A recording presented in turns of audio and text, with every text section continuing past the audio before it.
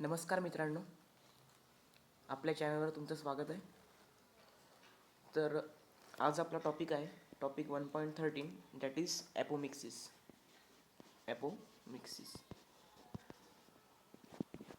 या टॉपिकनंतर आपले फक्त दोन टॉपिक उरतात, जे आहे पार्थिनोकार्पी अँड पॉलिएम्ब्रिओनी. त्यानंतर राहते एक्सरसाइज. तुम्ही मला कमेंटमध्ये सांगा एक्सरसाइज घ्यायची की नाही. ओके, ठीक आहे. तर आपला टॉपिक आहे आजचा ॲपोमिक्सिस. तर ॲपोमिक्सिस म्हणजे काय? It is the phenomenon of formation of embryo through a sexual method. लिहून टाका पहिले.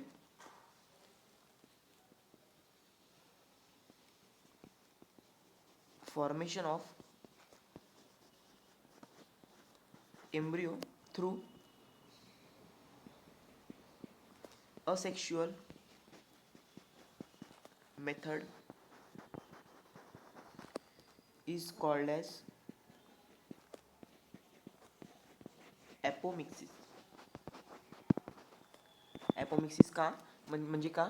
It is the formation of embryo through asexual method. म्हणजे जर आपला एम्ब्रिओ हा असेक्शुअल मेथडनी जर फॉर्म होत असेल, त्या फिनॉमिनाला आपण म्हणतो ॲपोमिक्सिस. त्यानंतर अशा रिप्रोडक्शनला आपण म्हणतो unusual sexual reproduction. Apomixis is unusual sexual reproduction. म्हणजे हा सेक्शुअल रिप्रोडक्शन आहे, पण कोणचा? अनयुज्युअल. आलं लक्षात? त्यानंतर याच्यात मिओसिस पण नाही होत आणि सिनगॅमी सुद्धा नाही होत. Okay, in this process no meiosis take place and no syngamy. त्यानंतर embryo develops in ovule and ovule develops to form seed. आपला जो एम्ब्रिओ राहतो इट डेव्हलप्स इन टू, आता लक्षात घ्या, embryo develops into ovule and ovule develops into seed. आपण मागच्या लेक्चरमध्ये बघितलं ना, सीड फ्रूट फॉर्मेशनमध्ये का आपला जो ओव्ह्यूल असतो it develops into seed. Okay, सगळ्यात पहिले काय होतो? Embryo develops into ovule, then ovule develops into seed. मग सीडपासून आपल्याला का भेटते? फ्रूट. ओके, आलं लक्षात? त्यानंतर आहे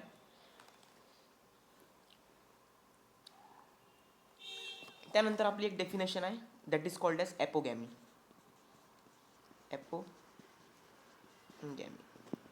ॲपोगॅमी म्हणजे का? जेव्हा आपला गमिटोफाईट, थांबा मी तुम्हाला वाचूनच दाखवतो. when gametophyte organ or cell produces embryo like structure without fertilization. Okay, पहिले लिहून टाका. when gametophyte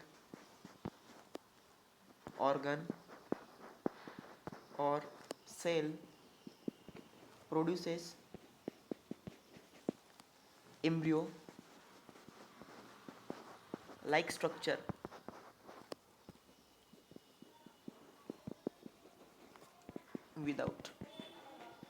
without fertilization. ॲपोमिक्सिस म्हणजे का? जेव्हा आपला gametophyte organ produces embryo like structure without fertilisation. म्हणजे तो एक्झॅक्टली एम्ब्रिओ नाही बनवणार, पण एम्ब्रिओ लाईक स्ट्रक्चर बनवणार. ओके, आणि कशानी? Without fertilisation.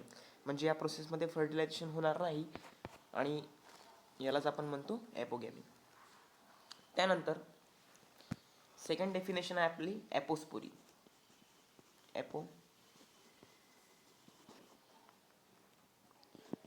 याच्यात काय होते? Diploid sporophyte cell produces diploid gametophyte without undergoing meiosis. पहिले लिहून टाकू आपण.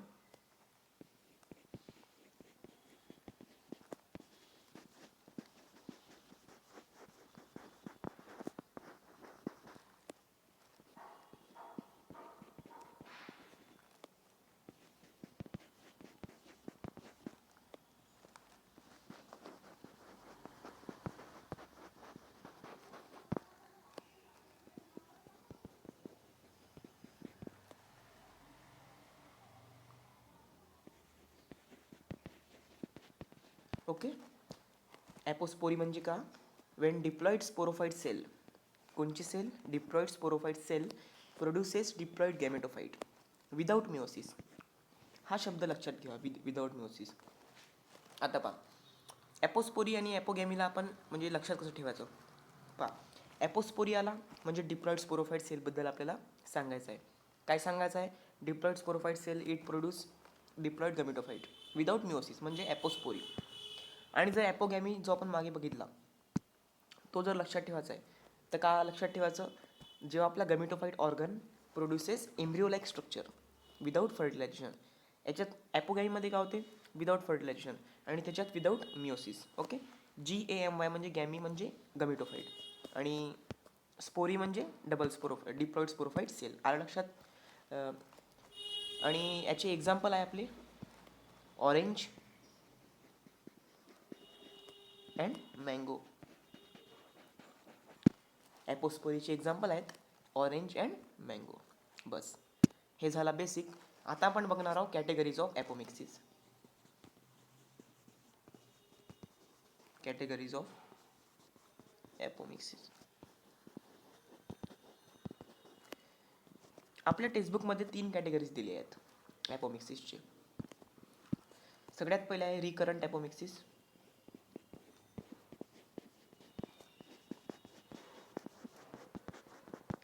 कौन सा है सबसे पहले? Recurrent apomixis. उसके बाद है नॉन रिकरंट.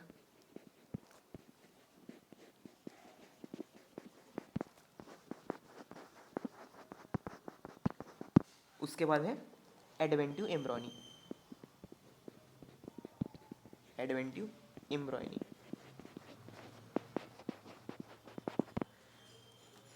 आपल्या टेक्स्टबुकमध्ये 3 आपले कॅटेगरीज दिले आहेत ॲपोमिक्सिसचे. कोणचे कोणचे? सगळ्यात पहिले आहे रिकरंट ॲपोमिक्सिस, त्यानंतर आहे नॉन रिकरंट ॲपोमिक्सिस, आणि थर्ड आहे ॲडवेंटिव एम्ब्रॉयनी.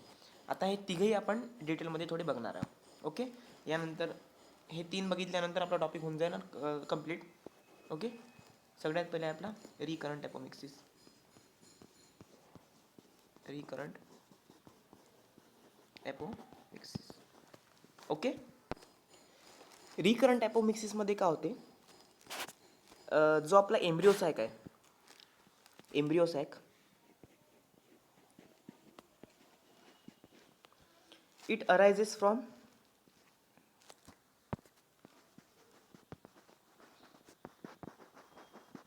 आर्कियोस्पोरल सेल,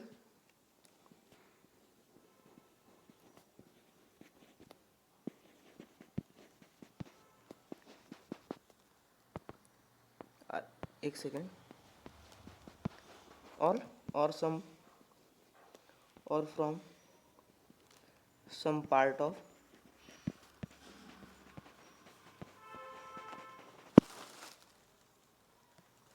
रिकरंट ॲपोमिक्सिसमध्ये काय होते? जो आपला एम्ब्रिओसाइक आहे, it arises from archesporial cell or some part of nucleus.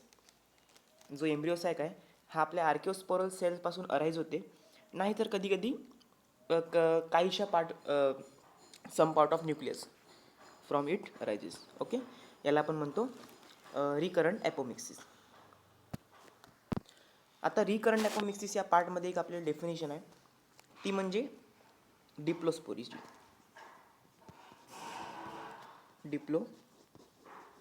डिप्लोस्पोरी. Diplospory म्हणजे का? When embryo sac derived from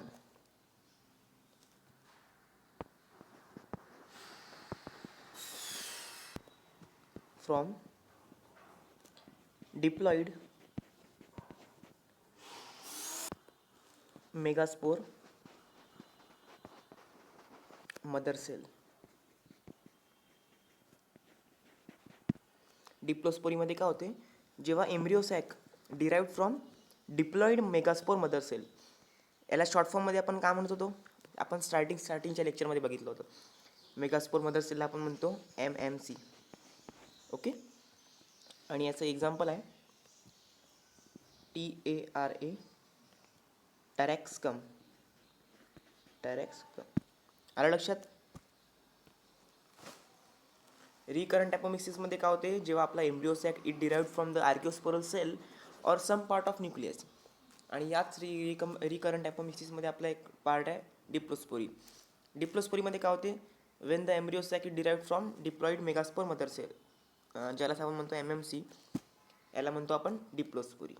okay, diplospory आला म्हणजे diploid megaspore mother cell. Okay, आणि याचं एक्झाम्पल टेरेक्सकम.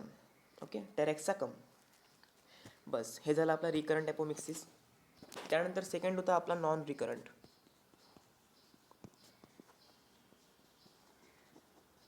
Non recurrent apomixis. आता लक्षात घ्या, हा जो नॉन रिकरंट आहे ना, हा तुम्हाला मी एकदा समजवल्यावर तुम्हाला आरामात समजून जाईल. It is very easy concept. Okay, याच्यात काय होते, जी आपली मेगास्पोर मदर सेल आहे, त्याला आपण म्हणतो MMC, it undergoes meiosis. Meiosis undergo झाल्यावर एम्ब्रिओ सॅक फॉर्म होतो. मी पहिले तुम्हाला पूर्ण लिहून देतो, नंतर तुम्हाला एक एक समजवतो. Okay, MMC. आता MMC तर तुम्हाला समजले पाहिजे की आपण मेगास्पोर मदर सेलबद्दल बोलतो. Okay, undergo meiosis and embryo sac is formed. काय होतो, जे आपली MMC आहे, थांबा मी लिहूनच टाकतो तुम्हाला कन्फ्युजन होण्यापेक्षा. मेगास्पोर मदर सेल काय होते, जी आपली मेगास्पोर मदर सेल आहे, it undergoes meiosis process. Meiosis division होते, त्यानंतर आपला एम्ब्रिओ सॅक फॉर्म होतो, आणि तो एम्ब्रिओ सॅक असतो haploid.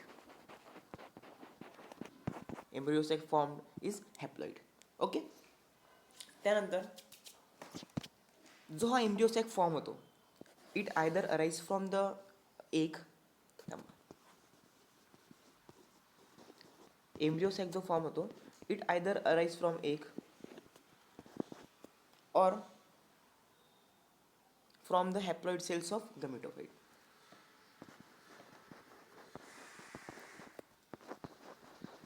Haploid cells of gametophyte. आलं लक्षात? हा जो एम्ब्रिओ सॅक जो फॉर्म होतो, सॉरी एम्ब्रिओ नाही, embryo sac which is formed after the meiosis of our MMC. तर हा जो एम्ब्रिओ सॅक राहते, it arises either from the egg or from the haploid cells of gametophyte. आता याची पण प्रोसेस आहे. जर हा एक पासून अराईज झाला, तर तो एक कुठून भेटते माहीत आहे का, पार्थेनोजेनेसिस पासून. आता हा पार्थेनोजेनेसिस एक प्रोसेस असते. Okay, parthenogenesis. जर आपला एम्ब्रिओ सॅक एक पासून अराईज झाला, तर तो एक कुठून येईल, बाय पार्थेनोजेनेसिस. आणि जर आपला embryo sac it arises from the haploid cells of gametophyte, तर हे कुठून येणार माहिती आहे का, ॲपोगॅमीपासून. एक सेकंड, ॲपोगॅमी. आता ॲपोगॅमी म्हणजे आपण स्टार्टिंगलाच बघितलं का होते, जेव्हा आपला gametophyte cells produces embryo without fertilisation.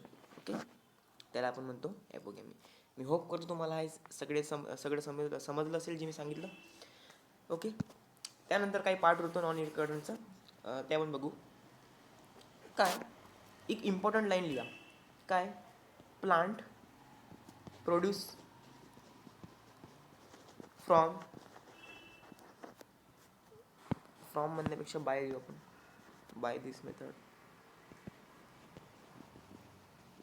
R sterile. आता स्टराईल म्हणजे का, स्टराईल म्हणजे the species which can not undergo the reproduction. Cannot undergo reproduction.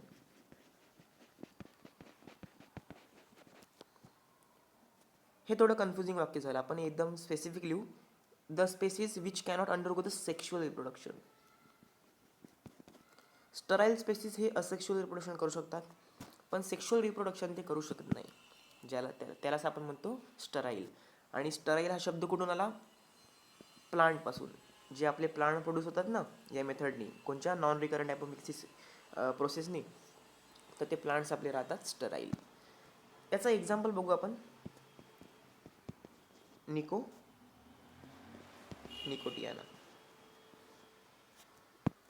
एक second. Nicotiana. Example of non recurrent apomixis is Nicotiana. मी एकदा तुम्हाला शॉर्टमध्ये सांगतो नॉन रिकरंट ॲपोमिक्सिस का होते. जेव्हा आपली MMC म्हणजेच megaspore mother cell it undergoes the meiosis. Meiosis झाल्यावर काय होतो, आपला हॅप्लॉइड एम्ब्रिओसॅक फॉर्म होतो. आणि तो हॅप्लॉइड जो एम्ब्रिओसॅक फॉर्म होतो, it arises rather from egg, rather म्हणण्यापेक्षा either from egg or from our haploid gametophyte cells. Okay. जर तो एकपासून जर अराईज झाला तर तो एक कुठून येतं माहिती आहे का, पार्थेनोजेनेसिस या प्रोसेसपासून. आणि आता पार्थेनोजेनेसिस आपल्या पेज नंबर 15वर लिहिली आहे, ते मी सांगून देतो तुम्हाला. थांबा, सांगूनच देतो.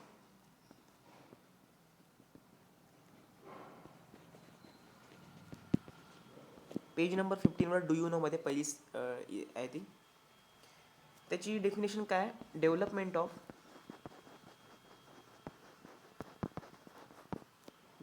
ऑफ एम्ब्रिओ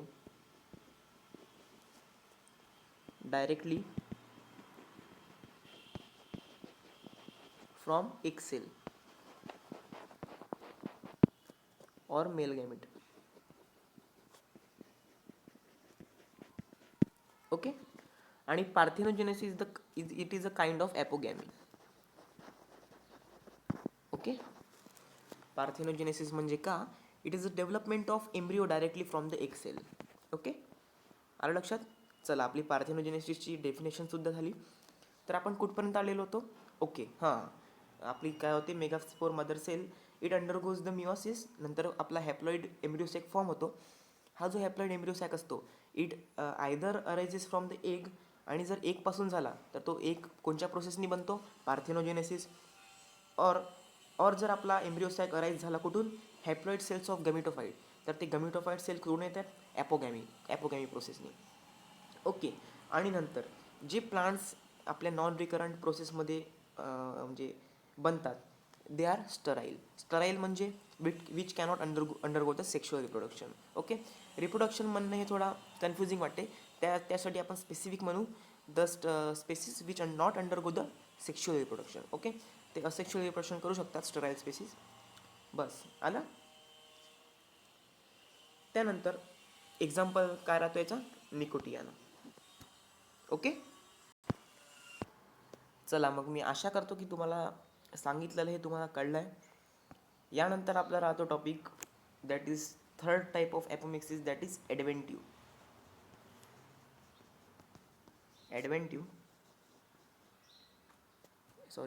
ॲपोमिक्सिस नाही, ॲडव्हेंटिव्ह एम्ब्रिओनी आहे.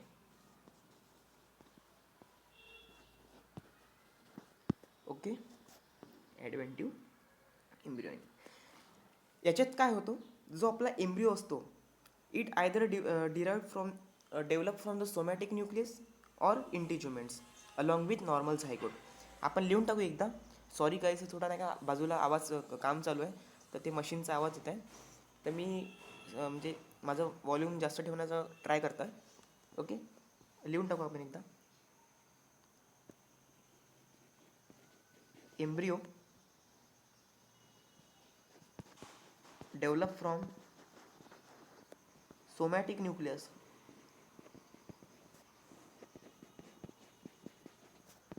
और इंटिज्युमेंट्स. आता इंटिज्युमेंट सांगायची गरज नाही पडणार. ओके. मी 3 लेक्चर कंटिन्यू ह्या इंटिज्युमेंटबद्दल मी सांगितलेलं आहे, कारण की आपल्या मागल्या 3 कंटिन्यू लेक्चरपासून हा शब्द येत आहे. इंटिज्युमेंट झाला, मायक्रोपाईल झाला, तर हे सांगण्याची गरज पडली नाही पाहिजे.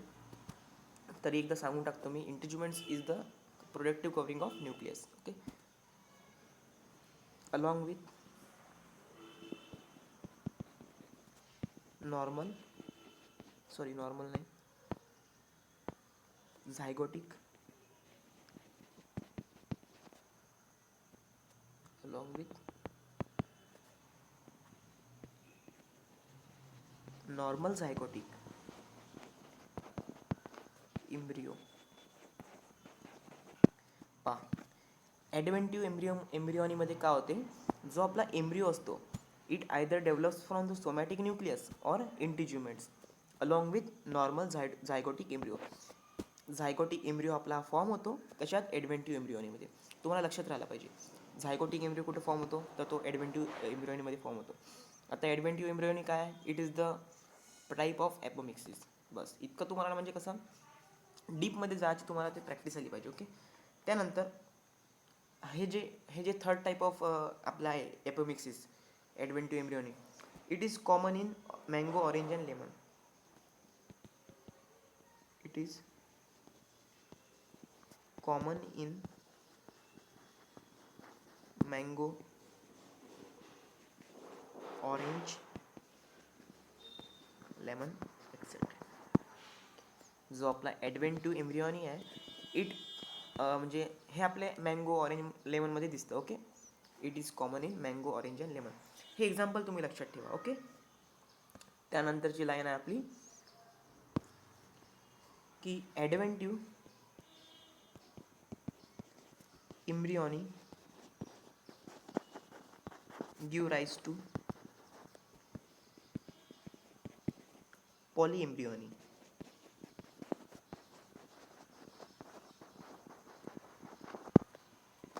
आता हे तुम्हाला जी लाईन आहे ना, हे तुम्हाला कळेल लेक्चर 1.15मध्ये. ओके. कारण की लेक्चर आपला याच्यानंतरचा टॉपिक आहे पार्थेनोकार्पी. त्यानंतर लास्ट टॉपिक आहे आपला पॉलीएम्ब्रिओनी. त्याच्यात तुम्हाला कळेल पॉलीएम्ब्रिओनीबद्दल. फक्त तुम्ही लक्षात काय ठेवायचं की जे ॲडव्हेंटिव्ह एम्ब्रिओनी आहे means the third type of apomixis it give rise to the polyembryony. Okay. आलं लक्षात. त्यानंतर लास्ट कन्सेप्ट येते ॲपोमिक्सिसचा. पण का लिहू, फंक्शन लिहिण्यापेक्षा आपण लिहू ॲडव्हान्टेज ऑफ ॲपोमिक्सिस. ॲपोमिक्सिसचा ॲडव्हान्टेज काय आहे, genetically identical plants can be produced effectively and rapidly by apomixis. Okay. Advantage काय, genetically identical plants can be produce effectively and rapidly. म्हणजे आपण फास्ट बनवू शकू प्लांट्सला कशाने, ॲपोमिक्सिसने. मी होप करतो तुम्हाला सगळं समजलेलं असेल. काय बघितलं आपण, ॲपोमिक्सिस म्हणजे काय होते, it is the formation of embryo without sexual reproduction, म्हणजेच through a sexual reproduction. Okay. नंतर आपण बघितलं ॲपोगॅमी, नंतर ॲपोस्पोरी. नंतर आपण आलो 3 टाईप्स ऑफ ॲपोमिक्सिसमध्ये. सगळ्यात पहिला कोणता होता, रिकरंटमध्ये, आणि दुसरा नॉन रिकरंट, आणि थर्ड ॲडव्हेंटिव्ह. ओके. तुम्ही जे मी आता सांगितलं तुम्ही वाचा, तुम्हाला नक्की कळेल टॉपिक काय आपला. ओके. बस झाला आपला टॉपिक. यानंतर पार्थेनोकार्पी 5-10 मिनटाचा टॉपिक आहे, जास्त त्यात काही सांगण्यालायक नाही. पार्थेनोकार्पी म्हणजे ते फ्रूटबद्दल आहे. ओके. होप करतो मी तुम्हाला आज लेक्चर झालेला समजलेलं असेल. ओके. ठीक आहे, चला स्टॉप करतो मी लेक्चर.